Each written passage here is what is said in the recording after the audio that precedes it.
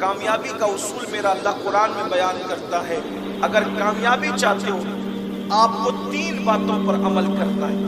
میں جلدی جلدی تینوں باتیں پڑھتا ہوں، نتیجے پہ بات پہنچتی ہے۔ اللہ پاک ارشاد فرماتا ہے کامیاب، اور ایک بات یاد رکھنا، اللہ نے کہہ دیا کامیابی ہونی ہے، اگر شک کرو گے مسلمان نہیں رہ جاؤ گے۔ کامیابی کے 3 اصول اللہ فرما رہے ہیں، قد افلح من تزکا، وہ مراد کو پہنچے۔ اللہ نے کہہ دیا مراد کو پہنچے تو مراد کو پہنچے۔ اب کامیابی سے کوئی روک نہیں سکتا اگر پوری دیانتداری کے ساتھ 3 چیزوں پہ عمل کر لو۔ نمبر 1، مراد کو کون پہنچا؟ من تزکا، جس نے اپنے دل کو گناہوں سے پاک کر لیا، گناہ کی محبت سے پاک کر لیا۔ پہلی منزل کامیاب لوگوں کی دل کو گناہوں کی محبت سے پاک کرنا، دل کو گناہوں سے محفوظ کرنا۔ یعنی جب گناہ دیکھو تو دل میں کرنے کا جذبہ پیدا نہ ہو، بلکہ گناہ کو دیکھ کر ہی انسان کے دل میں نفرت پیدا ہو، گناہ سے گھن پیدا ہو۔ دل کو گناہ کی محبت سے پاک کرنا یہ پہلی منزل ہے۔ اب تھوڑا ٹٹولے اپنے آپ میں، کیا ہم وہ لوگ ہیں؟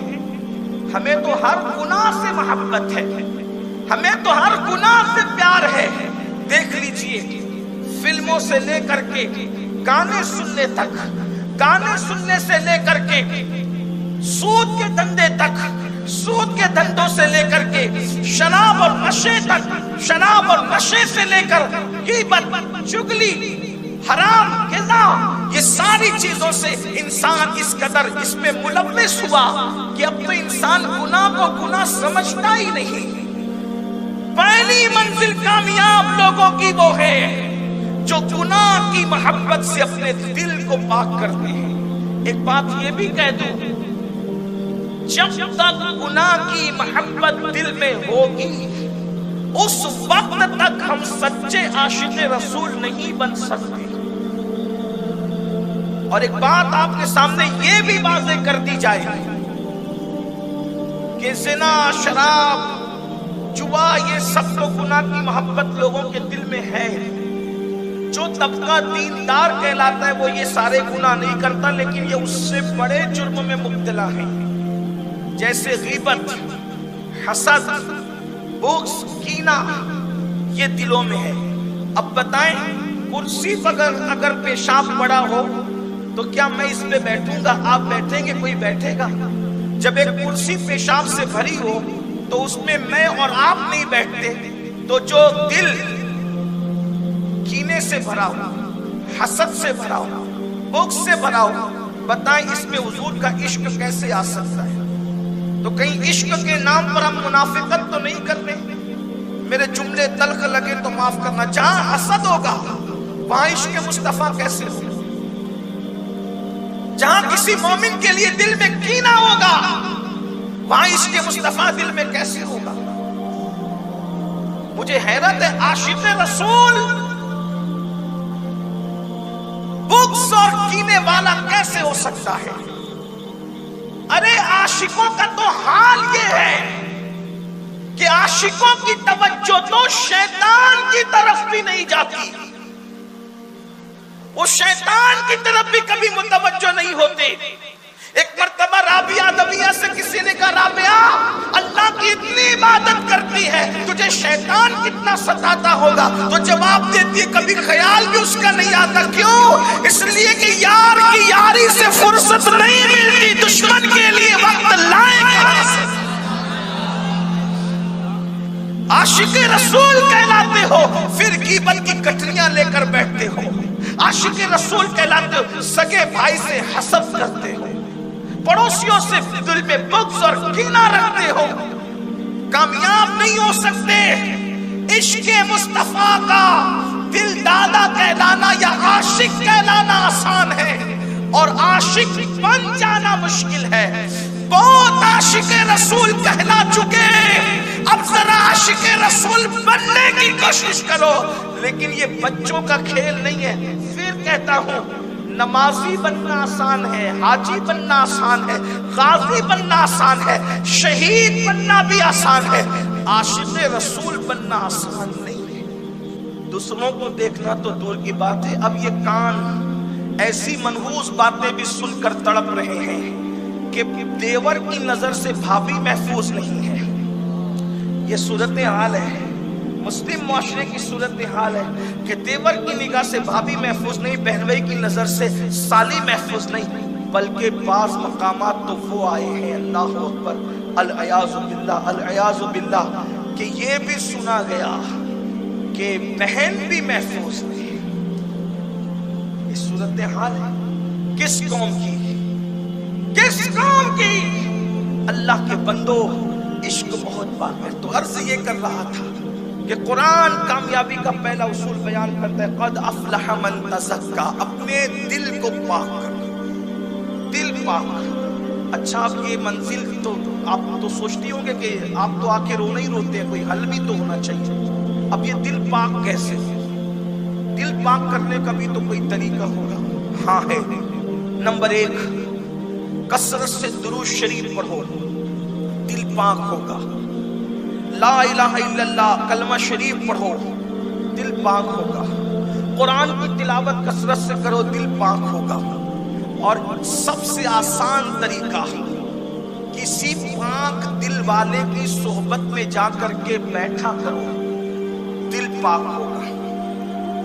اب یہ بڑا مسئلہ ہے، یہاں تو آپ پریشان ہو جائیں گے کہ بھئی کس کا دل پاک ہے، ہمیں کیسے پتا چلے گا؟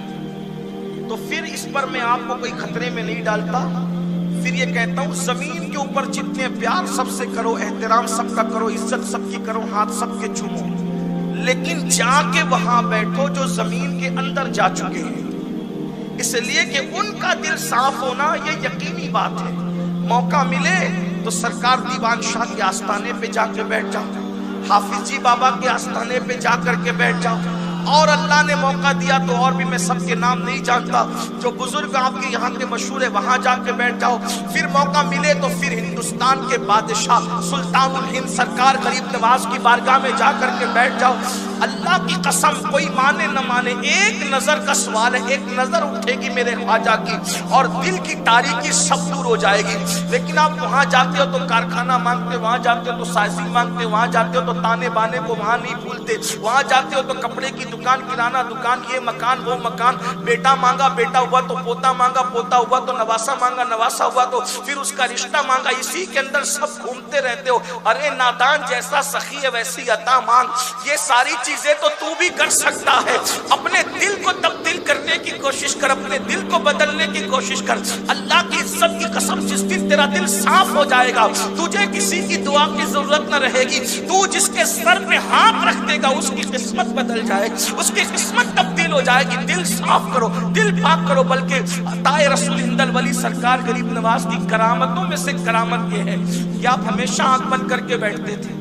غریب نواز آنکھ کھول کے نہیں بیٹھ، آنکھ بند کر کے بیٹھتے، اور جس دن آنکھ کھول کے کسی کو نظر بھر کے دیکھ لیتے، صرف دیکھ لیتے، اس کو مقام ولایت عطا فرما دے۔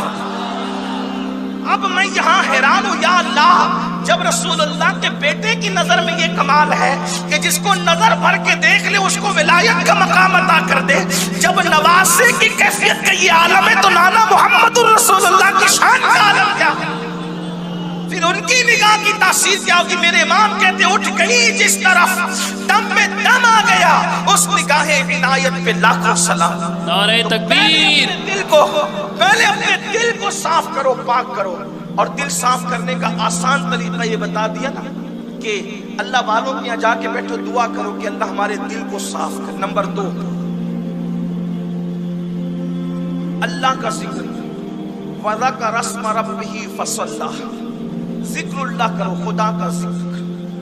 ممرہ میں میں نے اس پہ بہت تفصیلی گفتگو کی، یہاں نہیں کرتا، لیکن یہ کہ اللہ کا ذکر کرنے کی عادت ڈالنا، کثرت سے اللہ کا ذکر کرو، اللہ پاک کا ذکر کرو۔ اللہ کا وعدہ ہے فَاذْكُرُونِي أَذْكُرْكُمْ، تم مجھے یاد کرو میں تمہارے ڈنکے بجا دوں گا۔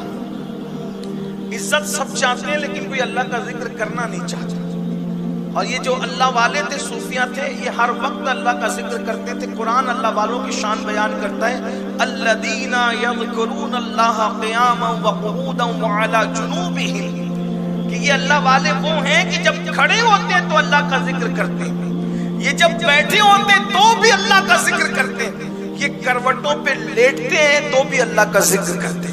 انسان تینوں میں سے کوئی ایک ہی کیفیت میں ہوتا ہے، یا تو وہ کھڑا ہوتا ہے، یا بیٹھا ہوتا ہے، یا تو لیٹا ہوتا ہے۔ اللہ فرماتا ہے وہ تینوں کیفیتوں میں اللہ کا ذکر کرتے ہیں۔ یاد رکھیں اللہ کا ذکر، مثال کے طور پہ اللہ اللہ ہی کہہ دے، سبحان اللہ ہی کہہ دے، الحمدللہ ہی کہہ دے، اللہ اکبر ہی کہہ دے، لا الہ الا اللہ ہی کہہ دے، اللہ ہوئی کہہ دے، یہ سب ذکر ہے، زبان سے کرتے رہیے۔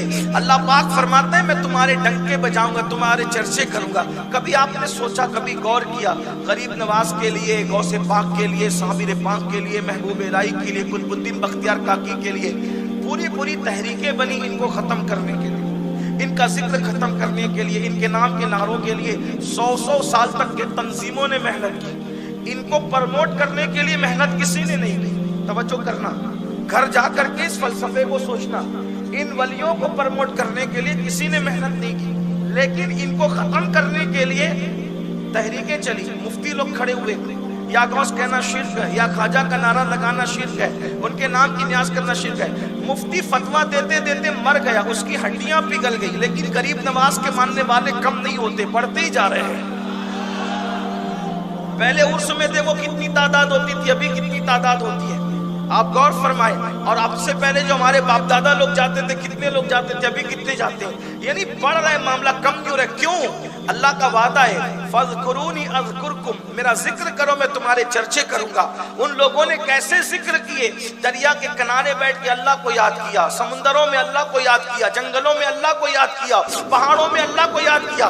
لوگ غاروں میں گناہ کرنے جاتے، توجہ تو کریں، ان میں ہم میں فرق کیا ہے؟ لوگ غاروں میں گناہ کرنے جاتے، وہ غاروں میں چھپ کے خدا کا ذکر کرتے تھے۔ لوگ دریا کے کنارے زنا کرنے جاتے، وہ دریا کے کنارے خدا کا ذکر کرتے تھے۔ لوگ سمندر کے کنارے عیاشوں کے محل تعمیر کرتے، وہ سمندروں کے کنارے خدائے سمندر کو یاد کرتے تھے۔ اندازہ فرمائے پھر خدا نے ان کے ایسے ڈنکے بجا دیے کہ جب تک کہ چاند اور سورج نکلتے ڈوبتے رہیں گے، ان کا نام کبھی نہیں مٹ سکتا، کیونکہ جس نے ذکر بلند کیا ہے وہ